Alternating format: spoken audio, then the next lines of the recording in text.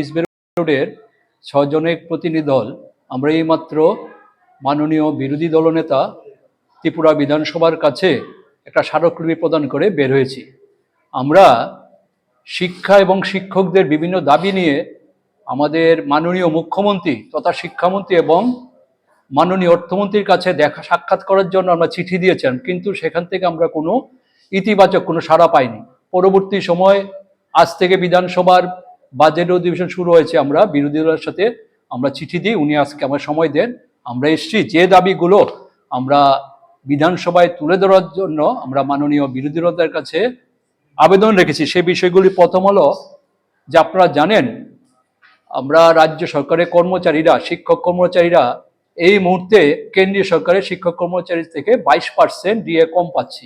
কাজে আমাদের এই যে দাবিটা, অথচ 2018 সালের নির্বাচনের পূর্বে বিজেপি আইপিএফটির যে ভীষণ ডকুমেন্টসে বলা হয়েছিল যে ক্ষমতায় আসার সাথে সাথেই হুবহু কেন্দ্রীয় বেতন কম এবং ডিএ বঞ্চনা পুরোপুরি দূর করা হবে। অথচ আমরা দেখেছি এই সময়ের মধ্যে কোনো ভাতাদি কোনো কিছুর পরিবর্তন করা হয়নি। ইতিমধ্যে কেন্দ্রীয় সরকার তার 8ম বেতন কমিশন গঠন করেছে। আমরাও এই দাবিটা বিরোধী দলের কাছে বলেছি যাতে উনি বিধানসভা এটা তুলেন, যাতে ত্রিপুরা রাজ্য বেতন কমিশন গঠন করে কেন্দ্রীয় সরকারের অধীনে কর্মরত শিক্ষকদের যে বেতন কাঠামো সেই মোতাবেক আমাদের রাজ্যের শিক্ষকদের বেতন কাঠামো করা হয়। এছাড়া আমরা যেটা দেখেছি, আপনারা জানেন সারা রাজ্যে মারাত্মক শিক্ষক স্বল্পতা চলছে। টেট 1, টেট 2, এসটিজিটি, এসটিপিজিটি পরীক্ষায় উত্তীর্ণ হয়ে কয়েকশো হাজারের উপরে পাশ করা টেট উত্তীর্ণ কোয়ালিফাইড যারা আছে তারা ডাইরেক্টরেটে মুখ্যমন্ত্রী বাড়ির সামনে ধর্ণা দিচ্ছে, অথচ নিয়োগ করা হচ্ছে না। অথচ সারা রাজ্যে 400-র উপরে বিদ্যালয় চলছে একমাত্র শিক্ষক দিয়ে। সারা রাজ্যের শিক্ষক স্বল্পতা। আমরা দাবি করেছি যে যারা টেট উত্তীর্ণ, এসটিজিটি, এসটিপিজিটি উত্তীর্ণ প্রত্যেক শিক্ষককে আর দেরি না করে যাতে নিয়োগ করা হয় তার জন্য বিধানসভায় আলোচনা করার জন্য। আমরা দেখেছি 106 জন ক্রিয়া শিক্ষককে নিয়োগপত্র দেওয়ার পরেও তাদের জয়নিং লেটার দেওয়া হচ্ছে না। এই বিষয়টা যাতে বিধানসভায় উত্থাপন করা হয় এটা আমরা বলেছি। সমগ্র শিক্ষা যেটা এসএসএ, আপনারা জানেন যারা 2018 নির্বাচনের পূর্বে তাদের একটা অংশ আগরতলা ওরিয়েন্ট চমুনিতে আমরণ অনশন করেছিল যে তাদের বক্তব্য ছিল তৎকালীন বামফ্রন্ট সরকার তাদেরকে নিয়মিত বেতন কম দেয় না, সারা দেশে নিয়মিত বেতন কম দেওয়া হয় এবং আমরণ অনশন করেছিল। আমরণ অনশনে গিয়ে তৎকালীন যে আমাদের প্রাক্তন মুখ্যমন্ত্রী বিপ্লব কুমার দেব বা ওদের নেতৃত্বরা গিয়ে বলেছেন তাদেরকে লেবু জল দিয়ে তাদেরকে প্রত্যাহার করেছিল। আজকে ক্ষমতা 8 বছর পর্যন্ত তাদের নিয়মিতকরণে কোনো উদ্যোগ গ্রহণ করেনি। বাধ্য হয়ে এসএসএর টিচাররা যখন হাইকোর্টে যায়, হাইকোর্ট তাদেরকে নিয়মিত বেতন কম দেওয়ার কথা বলেন, কিন্তু রাজ্য সরকার এই হাইকোর্টের রায়কে অমান্য করে সুপ্রিম কোর্টে গিয়ে এসএলপি করেছেন এবং সুপ্রিম কোর্টে গিয়ে এই চাকরিগুলো না থাকার পক্ষে সওয়াল করেছেন। অথচ নির্বাচনের পূর্বে 18 নির্বাচনের পূর্বে এই বিজেপি আইপিটির যে প্রতিশ্রুতি বিষয়টা ছিল যে কন্ট্রাকচুয়াল বা কোনো ফিক্সড পে কোনো এমপ্লয়ি থাকবে না। আমরা দেখেছি, আপনারা জানেন যে টিআরবিটি উন্নত শিক্ষকরা যারা টেট পাস করে যারা ঢুকেছে নতুন যারা আছেন তারা হাইকোর্টে একটা কেস করার পরে তাদেরকে হাইকোর্ট রায় দিয়েছে যাদেরকে চাকরির যে 5 বছর ফিক্স থাকে এটা রাখা যাবে না, চাকরির প্রথম দিন থেকে নিয়মিত বেতন প্রদান করতে হবে। অথচ নির্বাচনের পূর্বে বলেছিলেন ফিক্সড পে কথা উঠিয়ে দেবেন এই বিজেপি আইপির সঙ্গে। অথচ হাইকোর্ট রায় দেওয়ার পরে এই রায়টা কার্যকরী না করে সুপ্রিম কোর্টে গিয়ে এসএলপি দাখিল করেছে। আমরা বলেছি যাতে এটা তোলা হয়, রাজ্য সরকার যাতে সুপ্রিম কোর্টে এসএলপি প্রত্যাহার করে এই যে টেট শিক্ষকরা টিআরবিটিতে পাশ করা যে শিক্ষকরা টেট 1, টেট 2, এসটিজিটি, এসটি প্রত্যেক শিক্ষক যারা আছে তাদেরকে প্রথম দিন থেকে নিয়মিত বেতন কম দেওয়ার ব্যবস্থা করে। আপনারা দেখেছেন পশ্চিমবঙ্গে কিছুদিন পূর্বে একটা রায় 32,000 প্রাথমিক শিক্ষক যাদের চাকরি নিয়োগ টাকার বিনিময়ে হয়েছে, বিভিন্ন দুর্নীতি হওয়ার জন্য চাকরিগুলো প্রমাণিত হওয়ার পর হাইকোর্ট মানবিক দৃষ্টিভঙ্গি থেকে এত বিরাট সংখ্যক 32,000 শিক্ষকের যাতে চাকরি থাকার জন্য রায় দিয়েছেন, বলেছে এটা দুর্নীতি হয়েছে, একটা ঐতিহাসিক একটা মানবিক রায় দিয়েছেন।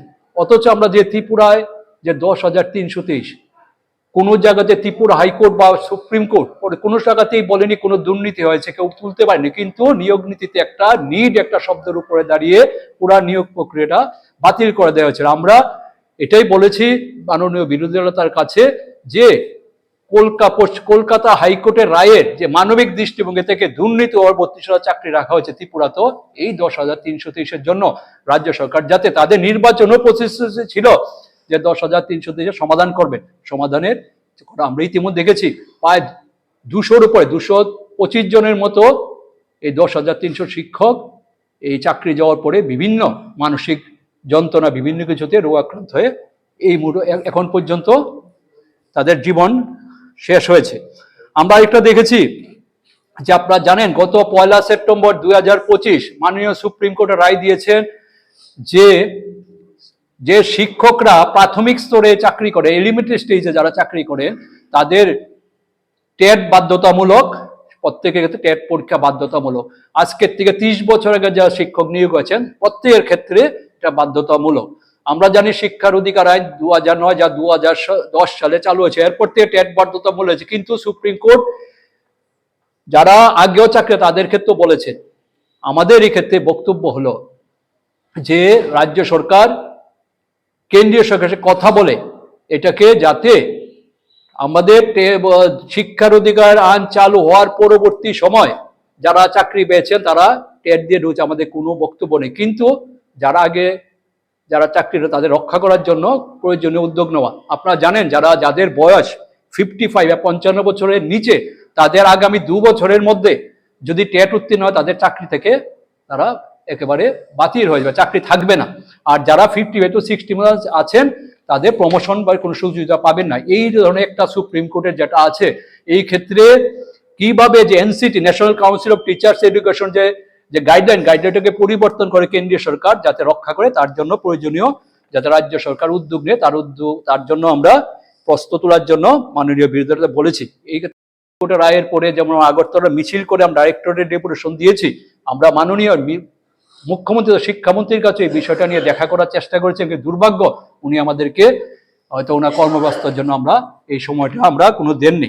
এছাড়া আমরা দেখেছি যে একটা বদলি, যে সরকারি চাকরি শিক্ষকতা বদলি যাবে, কিন্তু আক্রোশপূর্ণ বদলি রিটায়ারমেন্টের 2 মাস আগে সাবরুম থেকে ধর্মনগর বদলি করে দেওয়া হচ্ছে।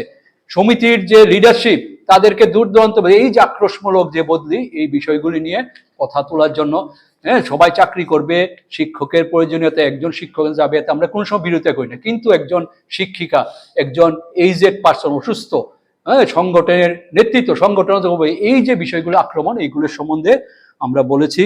আর জানেন প্রায় 4 শতাধিক স্কুল মাত্র একজন মাত্র শিক্ষক দিয়ে চলছে, সারা রাজ্যের শিক্ষক সভা। কিছুদিন পরে পত্রিকা খুললে আমরা দেখি যে আজকে এখানে ছাত্ররা শিক্ষকের অভাবে বদলি হলে পরে পথবরোধ করছে। এরকম একটা অবস্থার মধ্যে আমরা বলেছি যেতে আরো নিয়োগ বাড়ে, তার জন্য বিধানসভায় বলা, এবং এইভাবে শিক্ষক স্বল্পতার জন্য আমরা দেখছি বেসরকারি স্কুলগুলো রমরমা। এখন সরকারি স্কুলে ছাত্র সংখ্যা কমছে, বেসরকারি স্কুলে ছাত্র বাড়ছে। কারণ স্কুলে যদি একজন শিক্ষক থাকে, উনি 5টা ক্লাস 1 থেকে 5 ধরে ক্লাস করবে না, মিড ডে মিলের কাছে যে ক্লাস সেইভাবে হচ্ছে না, গার্জিয়ানরা বাধ্য হয়ে কষ্ট করে হলো সরকারি স্কুল বাদ দিয়ে পার্শ্ববর্তী যে বেসরকারি স্কুলে ভর্তি করছে। এরকম একটা অবস্থা, শিক্ষার একটা মানে দারুণভাবে শিক্ষার যে অগ্রগতি হয়েছে তাকে একেবারে ধূলিসাৎ করে দেওয়ার যে একটা এই সরকার চলছে। সার্বিক শিক্ষকদের আর্থিক বিভিন্ন দিকে বঞ্চনা, এই বঞ্চনাগুলো যাতে আগামী বিধানসভায় বাম পরিষদীয় দল এবং বিরোধী দল যাতে তুলেন, এই জন্য বলা। কারণ আমরা মুখ্যমন্ত্রী তথা শিক্ষামন্ত্রী অর্থমন্ত্রী গেলে উনারা আমাদের সাথে বলেন, দেখা করেন, আমরা চেষ্টা করছি, কাজে আমরা আমাদের বক্তব্য বলেছি। উনি বলেছেন বিধানসভায় আগামী দিনগুলোতে এই বিষয়গুলি তুলবেন এবং এই বিষয়গুলি জনগণ নিয়ে যাবেন।